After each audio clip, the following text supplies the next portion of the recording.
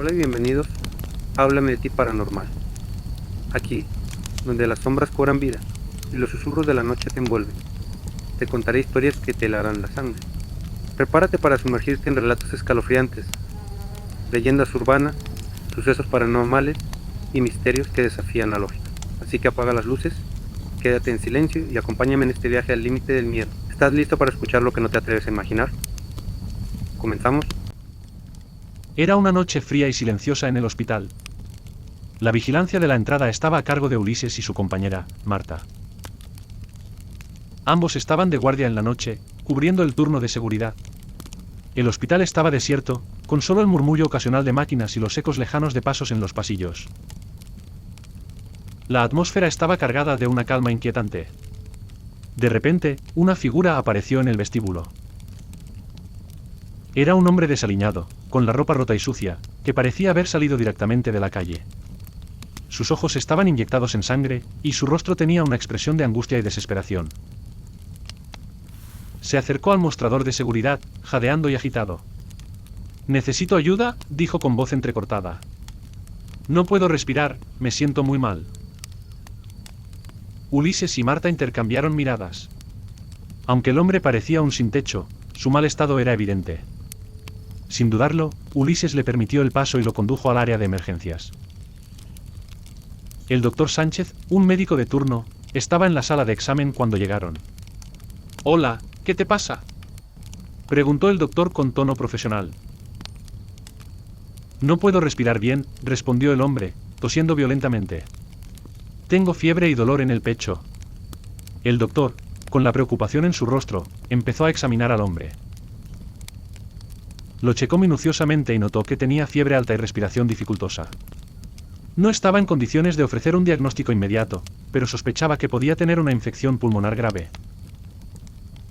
Necesitaba hacerle una radiografía para obtener un diagnóstico preciso.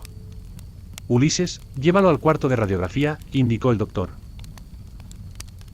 «Marta, acompáñalos. Necesitamos ver qué está pasando en sus pulmones». Ulises y Marta llevaron al hombre al cuarto de radiografía. El hombre se acostó en la mesa de examen, y Marta le pidió que permaneciera inmóvil mientras tomaban las imágenes. Ulises, nervioso por la situación, se quedó en el cuarto de revelado. Cuando Marta tomó la radiografía y se llevó los negativos para revelarlos, Ulises se quedó solo en el cuarto. Mientras las imágenes se desarrollaban, un escalofrío recorrió su espalda.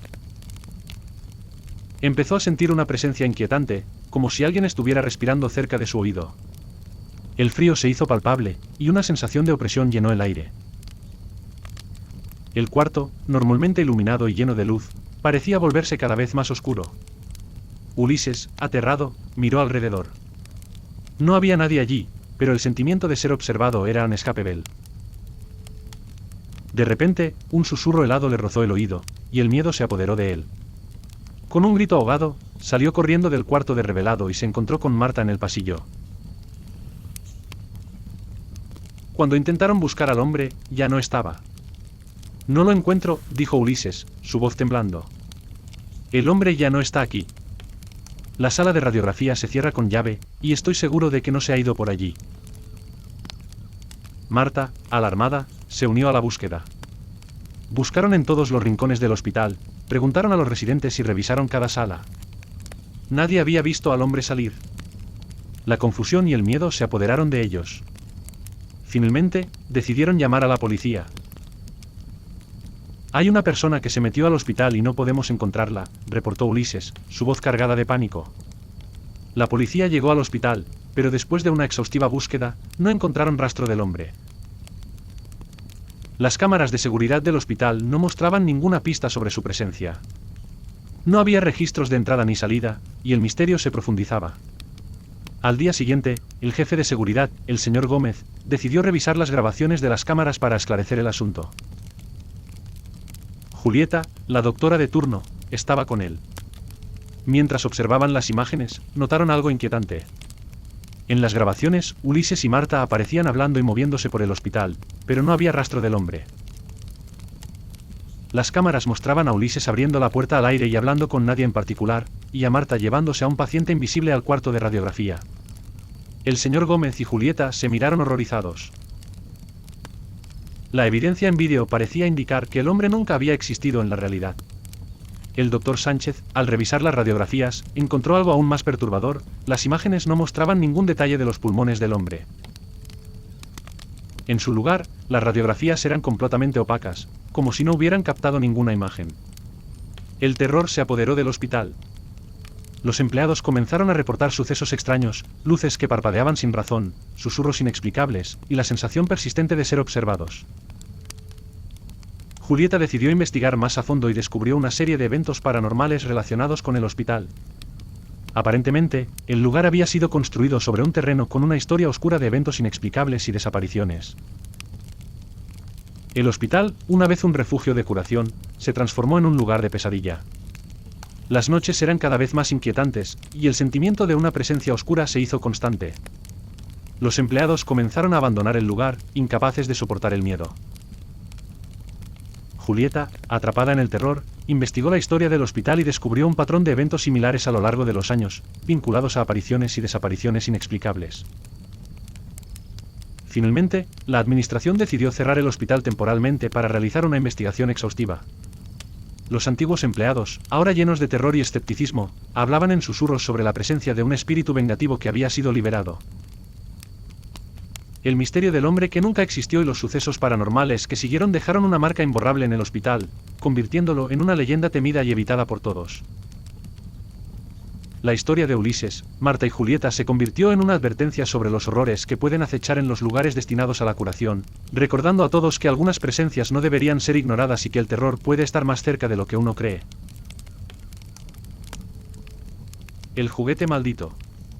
Cuando tenía 9 años, recibí un regalo que, a primera vista, parecía inofensivo: un coche de control remoto. Era un modelo en miniatura, con una carrocería brillante y un diseño elegante. Mi hermana, Laura, me lo dio por mi cumpleaños, y aunque me gustaba, nunca imaginé que ese coche llevaría consigo una historia de terror que marcaría mi vida. Laura siempre había tenido un gusto peculiar por los objetos antiguos y usados. Solía visitar mercados de segunda mano en busca de tesoros ocultos. Fue en uno de esos bazares, un lugar polvoriento y abarrotado, donde encontró el coche. El vendedor, un hombre mayor con un aire de desconfianza, le ofreció el juguete a un precio muy bajo. Laura, pensando que era una ganga, compró el coche sin hacer demasiadas preguntas. Sin embargo, nunca imaginó que el coche tenía una historia trágica. La historia del coche era sombría. La familia que lo había tenido antes de que llegara al bazar había enfrentado una serie de desgracias. El niño al que pertenecía había muerto en un accidente misterioso, y después de su muerte, la familia había sido atormentada por fenómenos extraños. La venta del coche fue un intento desesperado por deshacerse de lo que consideraban una maldición. Sin embargo, el coche parecía haber traído consigo un rastro de esa tragedia. La primera noche que el coche pasó la noche en nuestra casa fue inquietante. A medida que se acercaba la madrugada, alrededor de las 2 o 3 de la mañana, me despertó un sonido extraño. Era un zumbido o roce que recorría toda la habitación, moviéndose de un lado al otro, pasando cerca de mi cama, por debajo de ella y alrededor de mi ropero. El sonido era tan inquietante que no podía identificar su origen, y la oscuridad de mi habitación solo aumentaba mi miedo. En medio de la oscuridad, vi un pequeño bulto negro moviéndose rápidamente en un rincón del cuarto. El bulto parecía acercarse a mí con una velocidad desconcertante. Me asusté tanto que me acurruqué bajo las sábanas, tratando de ignorar el ruido. Aunque intenté convencerme de que todo era producto de mi imaginación, una parte de mí sabía que no era así. El sonido continuó y luego, de repente, se detuvo. Una calma inquietante se asentó en la habitación. El miedo seguía apoderándose de mí, pero intenté no dejarme llevar por él. Recordé que Laura tenía un coche de control remoto, y pensé que tal vez el control estaba atascado en algún lugar, haciendo que el coche se moviera erráticamente. A pesar de que Laura no estaba en la habitación, me consoló la idea de que el control estaba provocando el movimiento extraño. Con este pensamiento, intenté volver a conciliar el sueño. El miedo persistía, y aunque el sonido cesó, la sensación de que algo no estaba bien no se desvaneció. A la mañana siguiente, al despertarme, decidí buscar el coche para entender lo que había pasado. Me agaché para mirar debajo de la cama, y allí encontré el control remoto. Lo tomé en mis manos, pero me sorprendió ver que no tenía baterías. Pensé que tal vez el coche se había movido solo porque el control estaba en una posición extraña o porque algo había quedado atascado. Sin embargo, al buscar el coche, descubrí que tampoco tenía baterías. Ni una sola para explicar su funcionamiento. La lógica me fallaba, y el miedo se sentó en mi estómago. Laura y mis padres, al enterarse de lo que había pasado, estaban tan confundidos como yo. Decidimos mantener el coche en un rincón apartado, tratando de ignorar el malestar que sentíamos cada vez que lo veíamos. Sin embargo, las noches se volvieron cada vez más perturbadoras. Una noche, mientras mi madre intentaba dormir, el coche comenzó a moverse por el pasillo. El ruido del motor en miniatura se escuchaba claramente, y el coche se movía en círculos, como si tuviera una voluntad propia. Mi madre, asustada, trató de apagar el coche, pero no había manera de detenerlo. Cuando finalmente se detuvo, el coche estaba en el umbral de su habitación, mirando hacia ella con una presencia inquietante. Laura, al principio escéptica, también comenzó a notar cosas extrañas. Su habitación estaba situada al final del pasillo, y a menudo escuchaba el sonido del coche moviéndose cerca de su puerta. Las noches se llenaban de ruidos inexplicables y sombras que parecían moverse solas. La casa, que antes era un lugar de paz, se convirtió en un campo de batalla para nuestras peores pesadillas. Decidimos buscar la historia del coche en el bazar donde Laura lo había comprado. Descubrimos que la tienda había tenido varios propietarios, todos ellos enfrentando desgracias inexplicables. El vendedor que nos vendió el coche había cerrado la tienda abruptamente poco después de la venta y había desaparecido sin dejar rastro. La tienda había estado vacía desde entonces, y no pudimos encontrar más información sobre el vendedor o su familia. La historia del coche y los eventos paranormales en nuestra casa continuaron evolucionando. Mi padre, un hombre pragmático, decidió investigar más a fondo. Reunió información sobre fenómenos paranormales y buscó asesoramiento en expertos en lo oculto.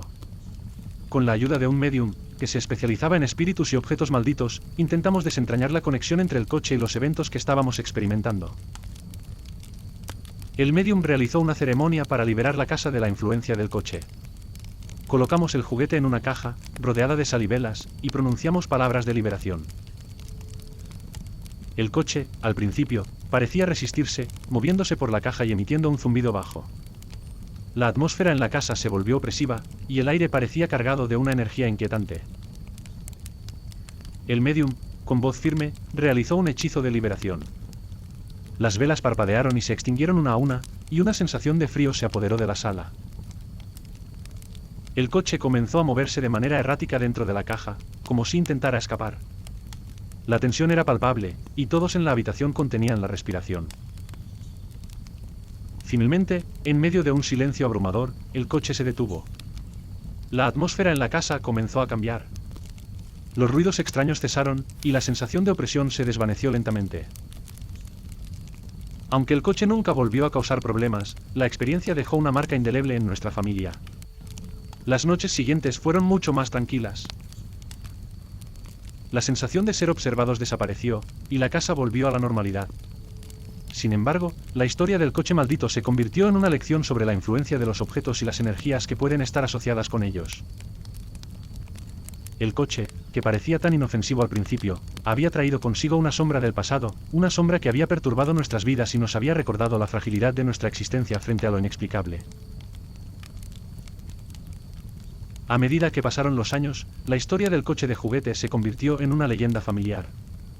La casa recuperó su paz, pero el recuerdo del coche y los eventos paranormales nunca se desvanecieron completamente. Nos enseñó que algunos objetos, por más pequeños o inofensivos que parezcan, pueden llevar consigo historias oscuras que, de alguna manera, encuentran su camino hacia nuestras vidas. La experiencia también nos unió como familia.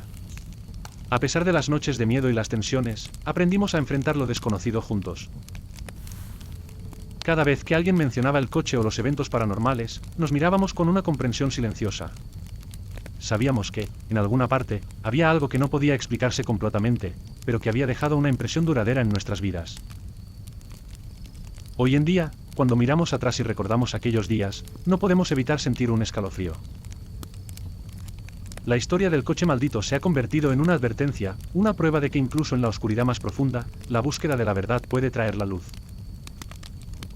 Nos enseñó a no subestimar el poder de los objetos y las energías que pueden estar escondidas en lo que parece ser inofensivo. La casa sigue siendo un lugar de paz, pero el eco del pasado siempre está presente, recordándonos que algunas sombras nunca desaparecen por completo. Gracias a todos por acompañarnos en esta narración. Espero que hayan encontrado estas historias tan fascinantes y aterradoras como yo. Si se suscriben, me ayudarían mucho. Nos vemos en el próximo episodio para explorar más historias que pondrán a prueba los límites de nuestra comprensión.